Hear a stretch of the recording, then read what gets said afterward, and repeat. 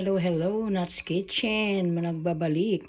Tayo magluluto ng kalderetang baka. Narito ang ating mga sangkap. Butter, kalahating basong tubig, sweet relish, Worcestershire sauce, oyster sauce, ground black pepper, soy sauce, shredded cheese, garlic, onions, bell pepper, carrot, potatoes, beef short rib.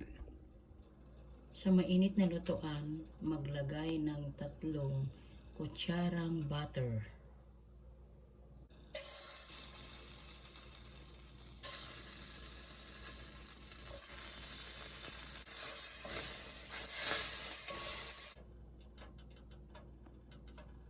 Gisa ang bawang.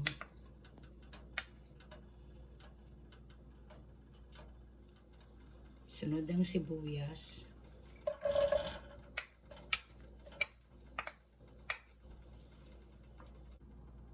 Haluin. At lutuin hanggang mag-golden brown. Sunod na ilagay ang baka.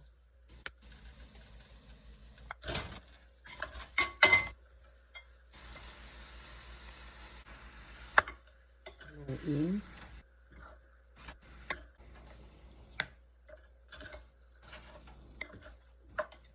Takpan at lutuin natin ng 5 minuto. Pagkaraan ng 5 minuto,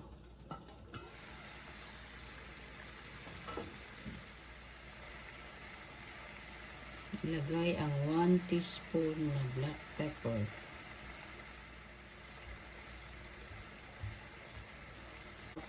Soy sauce.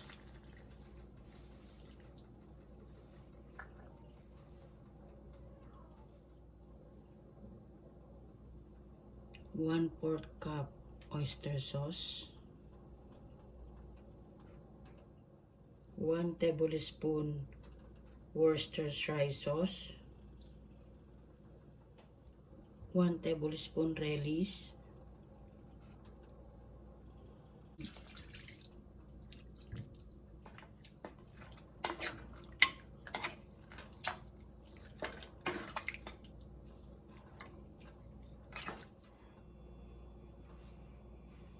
Sunod na ilagay ang cheese.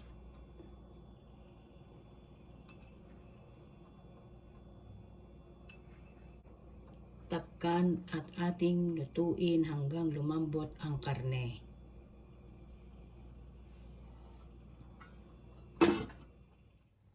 At this point, malambot na ang ating karne.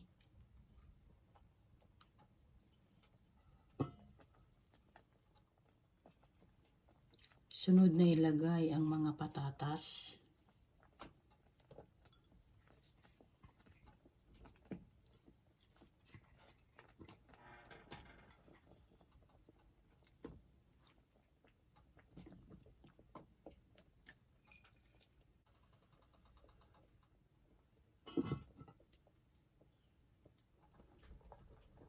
At this point, luto na ang patatas at ang carrot. Isunod nating ilagay ang bell pepper.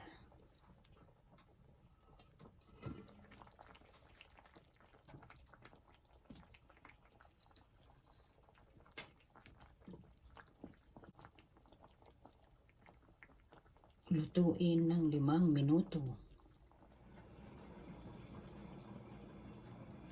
Pagkaraan ng 5 minuto, luto na ang ating kalderetang baka.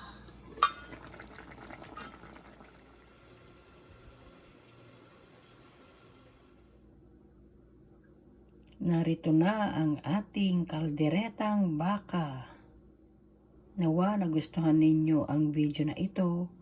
Huwag kalimutang mag-like, share, and subscribe. God bless us all.